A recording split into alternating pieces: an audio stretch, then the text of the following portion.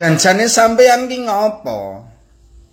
Sing merasuki ning pikiran karo ning atine sampeyan ki opo? Sampeyan udah keterlaluan banget. Mohon maaf. Emang ranahnya Mas Gibran beda dengan ranahnya sampeyan? Apa Mas Gibran satu pun memberikan statement ke sampeyan yang sampeyan ngomong kayak gitu? Enggak kan?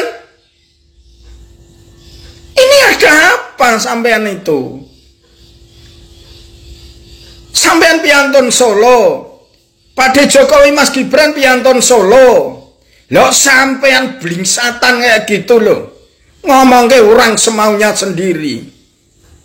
Sampeyan profesor, iya. Ulama, iya. Tokoh besar, iya. Tapi di mana? Yang bisa kita petik apa? Dunianya itu mungkin bukan dunianya sampean, Mbah. Tapi ya ora oleh terus ngomong-ngomong kayak Mas Gibran kayak gitu. Nah si Jokowi ini itu lebih ganas, lebih gawat, lebih serem, lebih dajjal, lebih evil, lebih syaitoniyah daripada yang lalu-lalu ya. Nah jadi singkat kata, kita ini sesungguhnya hanya sebagian kecil ya. Nah kita tahu berbagai kelompok intelektual yang Islam, yang juga nasionalis, kemudian di berbagai kampus itu sekarang saya kira sudah seia sekata. Jadi frekuensi gelombangnya sudah sama. It is about time ya to create a massive and forceful power ya, untuk kalau dia sampai 20 Oktober masih bisa, syukur sebelum itu bisa lengser ya. Tapi setelah itu memang harus diseret ke penjara.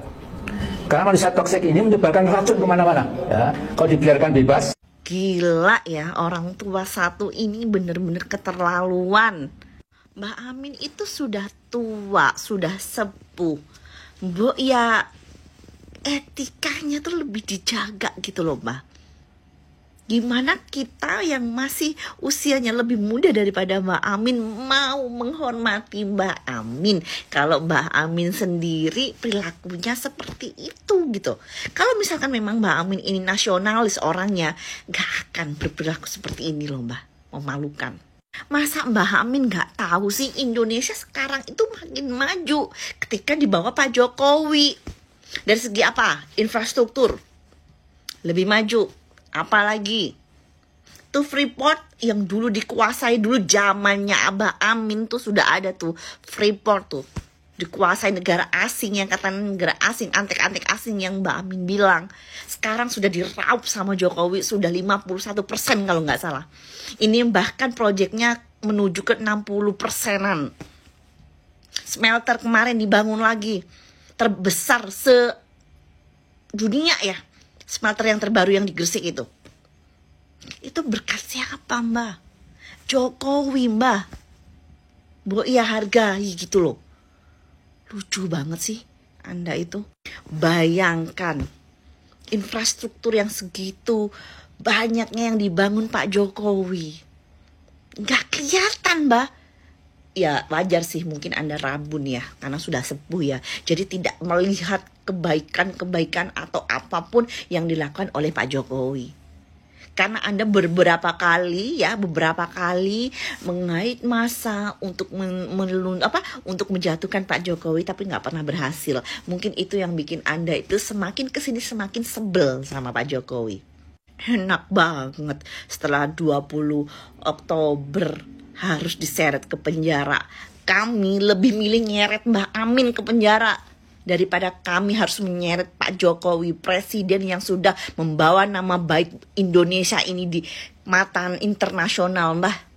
Mungkin Mbak Amin zamannya Gus Dur bisa mudah melengsarkan Gus Dur dengan trik-trik kotornya Mbak Amin seperti itu. Tapi sekarang di era Pak Jokowi, di era yang zaman modern seperti ini, gak semudah itu Mbak Amin. Bu ya lebih banyak istighfar di rumah gitu loh. Wiritan sing akeh Mbah. Ojo koyo ngono. Astagfirullahaladzim. Udah sepuh loh ya, Bu ya inget gitu loh. Oke guys, kemarin saat Amin Rais membacakan sebuah naskah tertulis di mana naskah tersebut membacakan berbagai kasus-kasus yang pernah terjadi di zaman pemerintahan Pak Jokowi, Intinya semua disalahkan kepada Pak Jokowi, dan dengan kasus tersebut dijadikan dasar bagi Amin Rais CS untuk nanti mereka bisa menyeret Pak Jokowi dan keluarganya ke penjara. Dan juga mereka meminta dalam naskah tersebut agar Mas Gibran nanti dibatalkan menjadi Wapres dan mereka akan menuntut ke MPR RI, guys, ya. Jadi saya awalnya berpikir, wah ini kan mungkin ditulis oleh orang lain. Pak Amin Rais ini hanya sekedar membacakan. Namun ya, ketika melihat statement personal, statement spontanitas yang dia sampaikan tadi, guys, ya, jangan-jangan memang naskah tersebut dia tulis. Memang Pak Amin Rais ini sudah menyiapkan skenario-skenario, sudah menyiapkan berbagai strategi, menyiapkan berbagai cara agar bagaimana bisa bagaimana caranya bisa menumbangkan Pak Jokowi dan keluarganya. Ya, memang misinya adalah menyeret Pak Jokowi ke penjara. Namun pertanyaannya, akankah semudah itu? Kenapa Pak Amin Rais ini kok getol banget sampai dengan saat ini pengen banget gitu loh, ya, ingin Pak Jokowi ini dijebloskan ke penjara. Pak Amin Rais ini apakah tidak mendengar suara-suara di luaran sana, orang-orang yang mencaci maki, bahkan video yang saya reaksi kemarin, ya, yang anak muda di mana mengeluarkan kata-kata yang sudah nggak pantas lagi kepada Pak Amin Rais. Ya, harusnya dia sebagai orang tua malu. Ya, orang-orang sampai melontarkan, mengatakan dia dengan kata-kata kasar seperti itu, wajar, guys, ya, wajar, karena ulah dia sendiri, mulutnya itu yang nggak bisa diam. Ya, semakin tua Amin Rais semakin ganas. Oke, guys, kita akan reaksi lagi berikut ini. Bolo, iki lho enek sing ngomong nih, jare masih kaya timun bongkok. Gibran bagaikan timun bongkok, ada, tidak ada, itu tidak ada masalah, ya. Jadi orang Jawa bilang Gibran itu seperti timun bongkok Joko Imbuk, ya. Jadi ada tidak adanya itu tidak berpengaruh, ya, karena siapa dia itu, ya. Dan tentu bagi Pak Prabowo, Gibran ini si timun bongkok Joko Imbuk itu betul-betul jadi beban, ya. Itu perlawanan bagaimana caranya menghilangkan beban itu. Ya, misalnya dikata si Gibran diajak sidang kabinet, ya, ini anak Ugungan Mulyono, ya, kalau ikut bicara mungkin masih lelucon saja, ya. Mbah Amin, janjane sampean ki ngopo? Sing merasuki ning pikiran karo ning atine sampean ki opo? Jadi wong tua, jadi orang tua kok sampai kayak gitu? Jelas banget loh. Itu jelas banget loh, Mbah Amin. Sampean nyebut Mas Gibran loh, nama loh. Ke sampean sanjang nih, ada dan tidak ada keberadaannya. Oh, sampean ini koyo-koyo loh. Semua makhluk Allah dihadirkan ke bumi ini pasti ada nilai kemanfaatannya. Sampean ini kendeladuan itu, Mbah Amin. Kendlodokan sampean ini. Sampean ini harusnya jadi orang tua itu bisa lembah mana, gaya adem. Anak-anak muda ini tersupport. Sampean ini masih ke bawah wae karena gerakan reformasi dulu. Itu zamanmu, saiki wis beda, Mbah Amin. Arep mbok edel-edel pakai nyuwun sewu ini sing ngluwarke swara saka kene kimu sampean iki. Ora bakalan nek keluargane Pak D Jokowi akan terpancing. Kalau sampean terus-terusan kayak gitu malah semakin merendahkan sampean sendiri kayak gitu. Yang sampean cari itu apa? Dengan membuat antagonis berseberangan dengan keluarga Pak D, harapane partainya sampean kok dapat suara banyak gitu. Memperjuangkan itu kan? Coba sampean itu. PAN di partai ini sampean yang dirikan sampean juga sudah gak kepake. Dirikan partai sendiri yang merasa seorang tokoh. Coba kemarin pemilu sampean dapat berapa? Seperti apapun Mas Gibran itu jelas terpilih. Sampean ini pura yo mikir loh. Prabowo saat sampean gabung Prabowo gabung dengan sampean menang. Enggak kan? Kok sampean ngatakan orang eneknya orang enek. seberapa besar pun ada sumbangsih Mas Gibran dan bolo-bolone memenangkan Prabowo Gibran. Itu satu kenyataan. Sampai udah keterlaluan banget. Mohon maaf. Emang ranahnya Mas Gibran beda dengan ranahnya sampean? Apa Mas Gibran satu pun memberikan statement ke sampean yang sampean ngomong kayak gitu? Enggak kan? Ini ada apa sampean itu? Sampean piantun Solo, Pak Jokowi Mas Gibran piantun Solo. Lo sampean blingsatan kayak gitu loh. Ngomong ke orang semaunya sendiri. Sampean profesor, ya. Ulama, ya. Tokoh besar, ya. Tapi di mana? Yang bisa kita petik apa? Dunianya itu mungkin bukan dunianya sampean, Mbah. Tapi ora oleh terus ngomong-ngomong ke Mas Gibran kayak gitu. Sampean ngomong ke peralihan piye, peralihan nanti gimana? Itu kan urusan pemerintahan yang ada di pemerintahan. Sampean itu kan gak masuk, partai sampean ya ora masuk. Jangan ngenyek kayak gitulah. Sampean ngomongkan nanti jadi lelucon. Sing lelucon itu sampean itu lawak tapi gak lucu. Itulah lucunya sampean. Coba diperhatikan. Politik itu kan dukungan. Sampean pinter, ya. Sampean hebat, ya. Tapi mana yang milih sampean? Dukungan ke sampean berapa? Politik itu pilihan, politik itu dukungan. Dan terbukti Mas Gibran menang dengan Prabowo. Prabowo sebelum gabung dengan Pak D apa menang? Wah, orang pinter-pinter. Sampean orang hebat, pinter, profesor. Tapi berapa dukungannya? Real politik itu Mbah Amin. Sampean lo ngomong ke lucu. Sampean ngadepi wae yo kelimpungan lo. Iya kan? Iya kan? Harusnya sampean memberi cakrawala ke depan memang untuk anak-anak muda. Sampean itu mestinya memberi teladan, memberikan motivasi anak muda. Ke depan memang milik anak muda. Anak-anak milenial. Memang sekarang kehidupannya menuju Indonesia emas nanti. Anak muda dari sekarang harus dipersiapkan. Harus diorbitkan. Mestinya kan gitu. Sampean wong tua ora trimo wae ketoke. Sanepan yo sanepan, perumpamaan yo perumpamaan.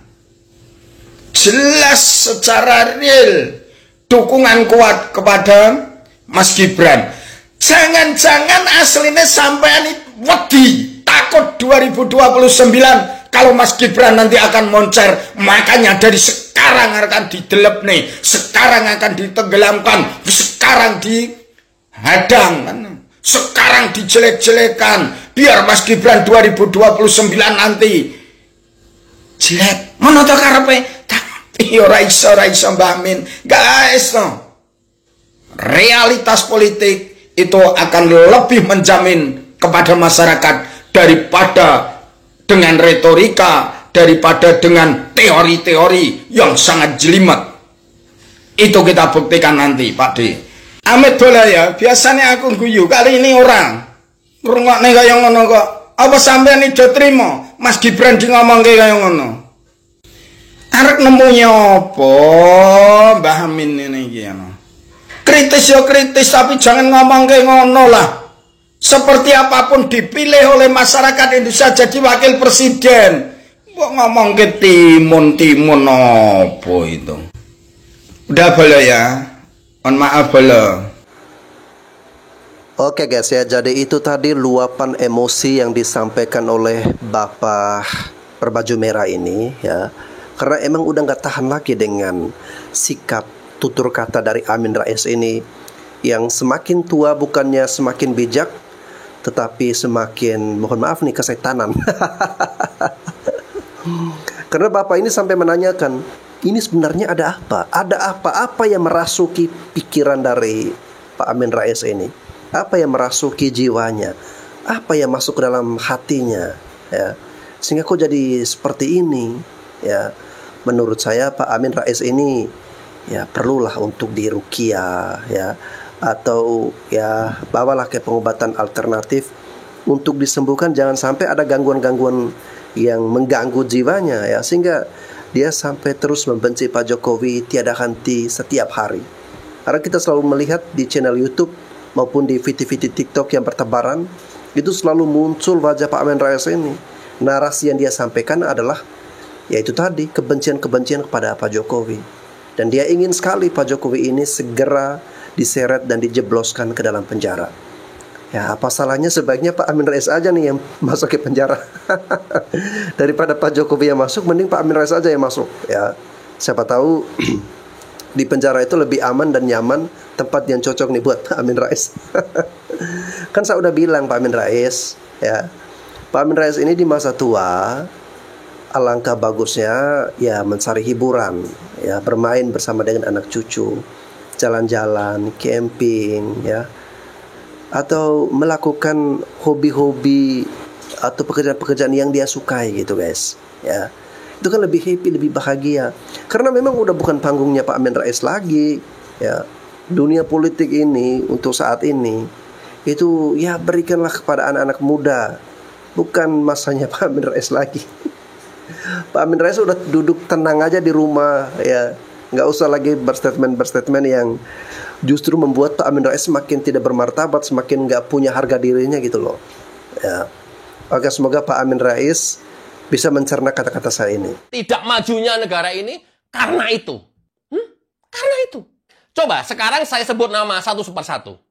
Amin Rais, Rocky Gerung, Faisal Assegaf, Din Samsudin, Refli Harun, Ferry Amsari, Zainal Arifin Muhtar, Bivitri, Profesor Kuncoro, Mahfud MD, Egi Sujana, Said Didu, Fahru Roji, AM Saifullah, Dr. Tifa, Dedi Sitorus, Masington Pasaribu, dan para penyinyir-penyinyir lain yang saya belum sebutkan satu persatu. Pertanyaan saya, bisakah mereka-mereka ini berpikir tentang ekonomi Indonesia? Bagaimana cara menjaga inflasi, daya beli masyarakat? Bagaimana bisa membuat ekonomi Indonesia growth, bertumbuh 7-8%? Bisa mereka? Bagaimana cara menanggulangi COVID yang secara dunia benar-benar terpuruk? Indonesia jauh lebih cepat bisa melaju dan pulih. Mereka-mereka ini bisa gitu memikirkan APBN kita minim, tapi pembangunan masih bisa jalan. Mereka bisa gitu membuat iklim supaya investor asing bisa masuk ke Indonesia sehingga negara bisa tumbuh. Mereka bisa. Mereka bisa. Mereka bisa menurunkan tingkat kemiskinan. Mereka bisa menurunkan tingkat pengangguran. Mereka bisa. Berpikir itu bisa. Melakukan itu bisa. Yang dia tahu, yang dia bisa itu adalah bagaimana cara berebut kekuasaan. Hukum tata negara, ya, keputusan MK yang dianggap menguntungkan Gibran. Dia juga pengen berebut supaya bisa berkuasa. Kan itu terus yang diomongin.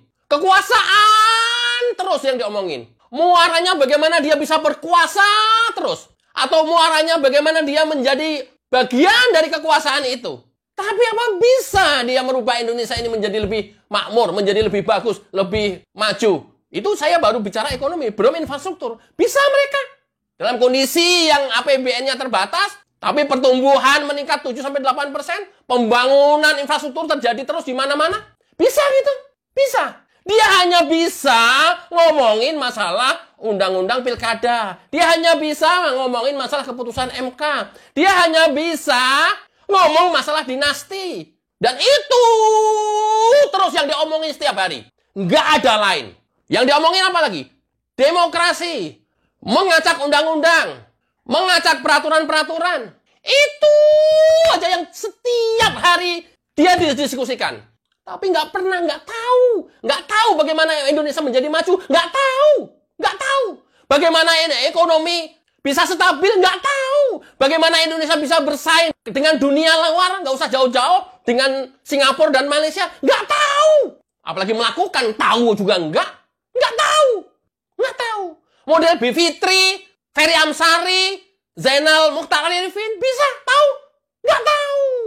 Dia hukum tata negara. Itu terus yang itu adalah muaranya politik. Itu muaranya adalah kekuasaan. Itu muaranya jagonya mereka kalah. Masyarakat harus cerdas. Dan rata-rata mereka-mereka yang saya sebutkan itu adalah pendidikannya minimal doktor atau S3. Doktor dan profesor. Rata-rata. Lantas, kita berharap apa lagi? Indonesia kepada kaum cerdik, cendekiawan, ilmuwan yang seperti tadi nama-nama saya sebutkan, kita bisa berharap apa lagi? Indonesia bisa maju. Nothing. Kita lihat diskusinya setiap hari. Bolak-balik masalah undang-undang pilkada, bolak-balik masalah putusan MK, bolak-balik masalah etik KPU, bolak-balik masalah. Itu muaranya karena dia kalah. Bolak-balik masalah Paman Usman, bolak-balik masalah dinasti, bolak-balik masalah Samsul. Apa ini? Loh, kalian kan cerdik cendekiawan, kalian ilmuwan, kalian dokter loh, kalian profesor loh. Ini saya nggak tahu sampai kapan, kita tunggu saja dan kita jalani. Pasca Jokowi, 5 tahun ke depan Prabowo, mudah-mudahan lebih dahsyat lagi dan lebih tegas lagi kepada orang-orang yang menyebarkan fitnah. Terima kasih. Wassalamualaikum warahmatullahi wabarakatuh. Dari nama-nama yang disebutkan tadi, ya, selain Pak Amin Rais, nah daripada itu masih bisa saya terima, guys, ya. Karena apapun itu kita harus menghargai yang namanya perbedaan pendapat, kritikan dan masukan untuk pemerintah. Memang pemerintah harus ada oposisi, harus ada yang mengkritisi, ya, agar bisa ada check and balance, ya, bisa menghasilkan kebijakan-kebijakan atau keputusan-keputusan yang tepat. Namun kalau yang jatuhnya udah ujaran kebencian, ya kayak Pak Amin Rais yang pengen Pak Jokowi ini harus dipenjara, harus digulingkan, Mas Gibran harus dibatalkan menjadi wapres. itu udah beda, guys. Itu udah bukan kritikan lagi, itu udah beda, guys, ya. Kenapa saya tertawa? Karena ya lucu aja, guys, saya melihat Pak Amin Rais yang udah tua tapi memperjuangkan hal yang sia-sia, ya. Saran saya buat Pak Amin Rais, daripada buang-buang waktu energi Bapak, rugi loh, ya. Sebaiknya Pak Amin Rais penuhi nazar Pak Amin Rais, ya, berjalan kaki dari Jogja sampai ke Monas, bolak-balik sampai Engklek, ya, agar bisa mengembalikan reputasi Pak Amin Rais di mata masyarakat. Pak Amin Rais bisa dikenal sebagai sosok yang ketika menyampaikan sesuatu itu dia penuhi dan dia lakukan sesuai dengan kata-katanya, ya, agar integritasnya itu bisa terlihat gitu loh, ya, bisa berharga di mata kita. Tapi kalau dia nggak sampai penuhi, sampai akhir hayatnya dia juga nggak penuhi, ya, berarti Pak Amin Rais ini, ya, mohon maaf, ya, saya harus mengatakan bahwa Anda tidak bernilai, ya. Oke, guys, itu saja. Mohon maaf apabila ada kesalahan. Sampai jumpa lagi.